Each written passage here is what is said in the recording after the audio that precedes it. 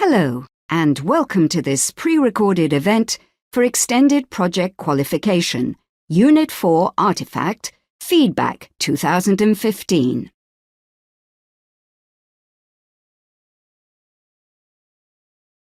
To help you get the most out of this feedback, the following documents will be useful. The PDF titled Student Work is an example of a student that did well. The document titled Assessment Commentary starts with a copy of the Artefact marking grid for your reference. It also includes a commentary detailing how this example of student work met the assessment objectives. A copy of the latest Principal Moderator's report includes more detailed comments on the performance of students during the most recent series.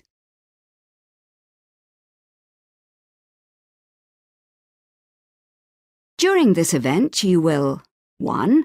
Receive guidance on good practice models for P304 and have the opportunity to look at an example of student work. 2. Explore how this work meets the assessment objectives and demonstrates effective project management, research, development, and realization of ideas and evaluation. 3. Consider an appropriate P304 extended project proposal. 4. Review the Artefact marking grid and look at how the descriptors apply to the example work.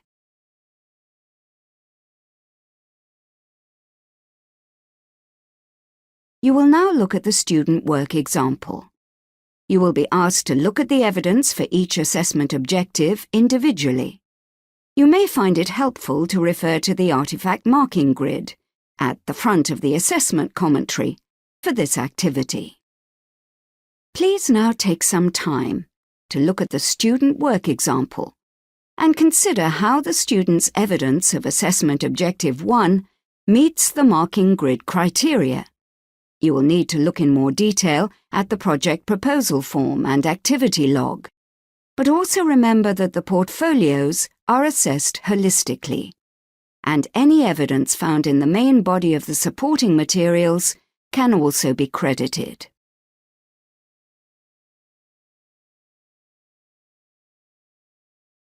Next, refer to the assessment commentary for Assessment Objective 1 and the mark awarded to the student work you have just looked at. The project proposal form is detailed, and an appropriate design brief has been identified from the outset. You may have accurately identified that the activity log could be developed.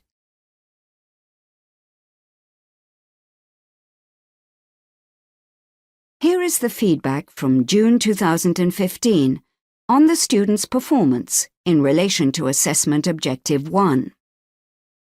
A detailed design brief should always be the starting point for P304, and titles phrased as questions tended to disadvantage students from the outset. Planning was more detailed in stronger portfolios with timescales, milestones, and resources fully considered on the project proposal form. However, timescales sometimes revealed that the time spent on the extended project fell well short of the guided learning hours. The activity logs were sometimes over-rewarded lists of actions and could be developed to include more ongoing monitoring against the original plan. Any problems encountered and how they were overcome could also be documented. It is important that the activity log is used as a live planning document, rather than being completed retrospectively.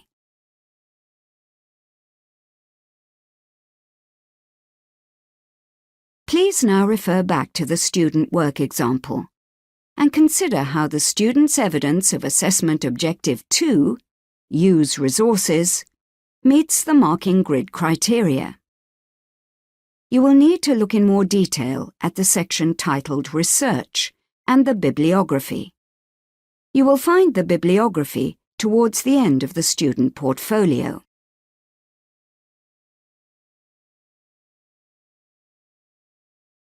Now refer to the assessment commentary for Assessment Objective 2 and the mark awarded to the student work you have just looked at. The work was placed in Band 2, and the commentary starts to suggest how the response could be developed to meet the top band criteria.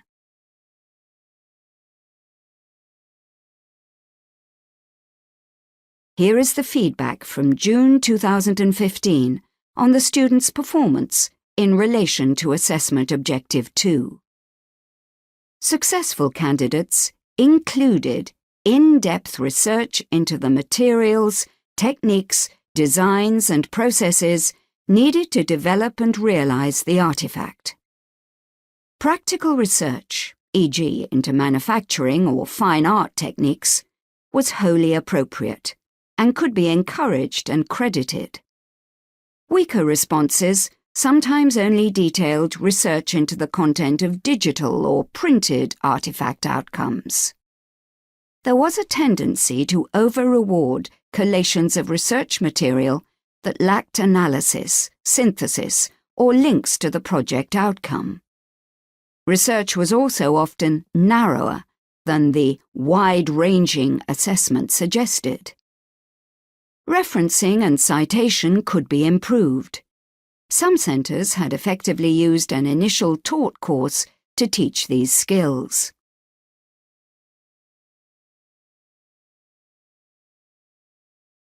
Please now refer back to the student work example and consider how the student's evidence of Assessment Objective 3 meets the marking grid criteria. You will need to look in more detail at the sections titled Design and Construction.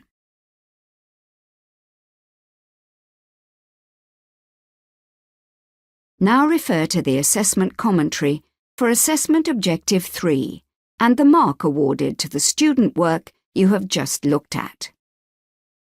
A03 evidence is well matched to the Band 3 marking grid criteria and reflects the increased weighting given to this assessment objective. The evidence in the portfolio suggests challenge, innovation, and sophistication, the development and realization of a truly extended project.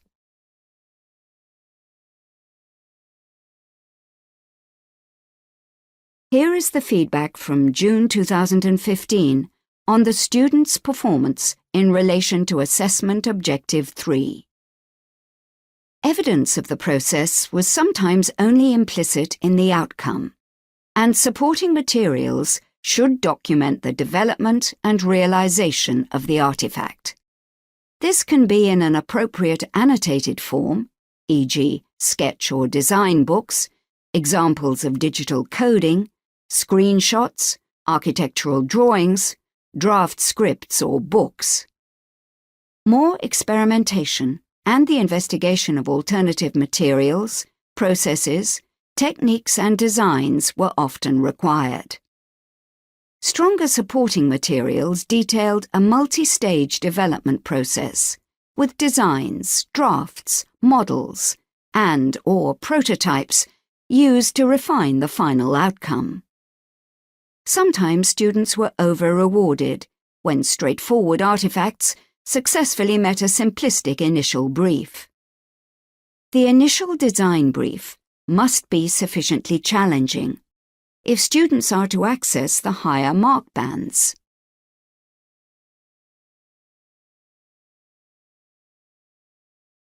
Please now refer back to the student work example and consider how the student's evidence of Assessment Objective 4 meets the marking grid criteria. You will need to look in more detail at the oral presentation record form, the copies of PowerPoint slides at the beginning of the document, and the later section titled Evaluation.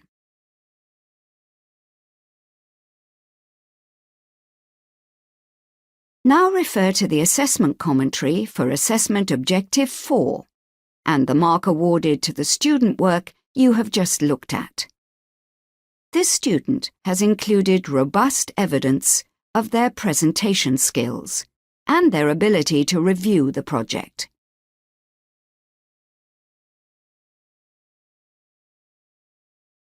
Here is the feedback from June 2015 on the students' performance in relation to Assessment Objective 4.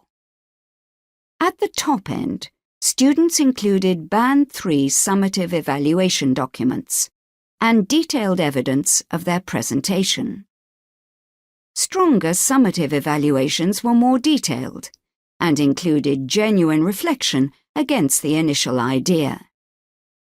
Students included sophisticated assessment of their own performance at each stage of the project. Any shortcomings in presentation skills should be noted on the oral presentation record form and reflected in the mark awarded.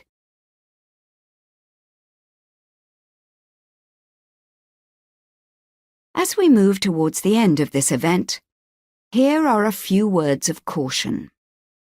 A significant number of centres over-rewarded straightforward projects that would have been more appropriate entries for the foundation or higher project. Please ensure that initial proposals have the appropriate challenge and sophistication demanded by the Level 3 extended project. Students undertaking group projects sometimes completed simple tasks, rather than challenging individual responsibilities. Some also did not recognize the importance of providing individual evidence for all assessment objectives. Students were disadvantaged when it was unclear which extended project unit they were working towards, and/or they made major changes to their intended outcome later in the process.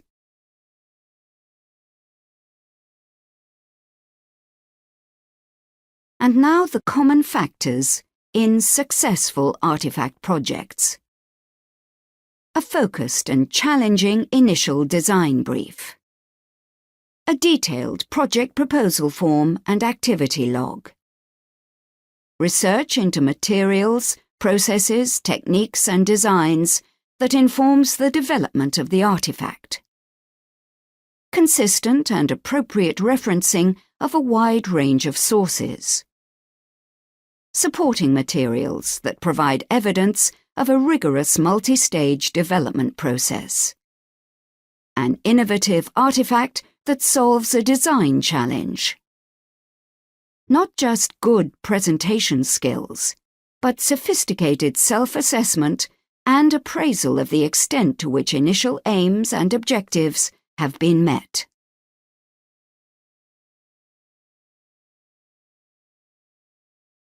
The Artefact unit has endless possibilities, and each year the moderation team sees student work from a wide range of curriculum areas.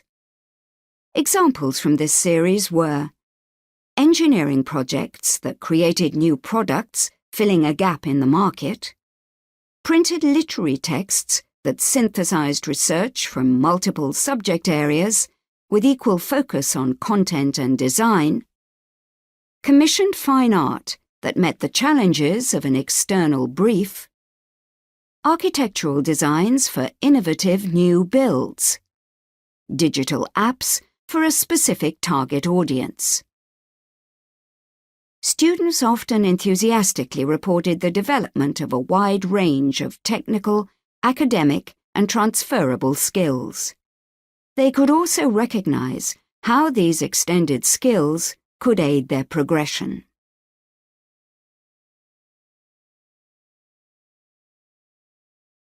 If you would like to know more about examination statistics, you may find these links of interest to you.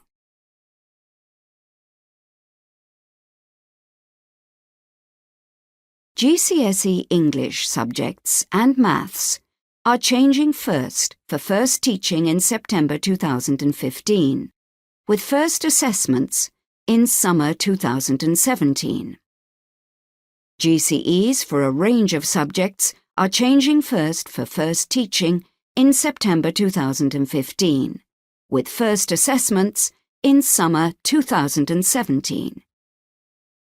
We have just published our specifications on the Edexcel website.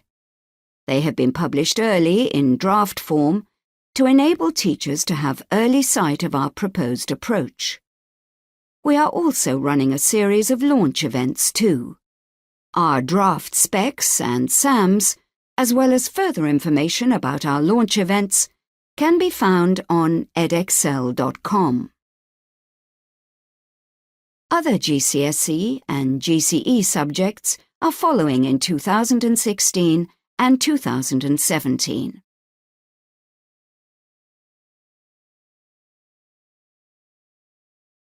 We constantly look to improve the delivery of our training and appreciate all delegate feedback. You will soon receive an email with instructions to our online feedback form.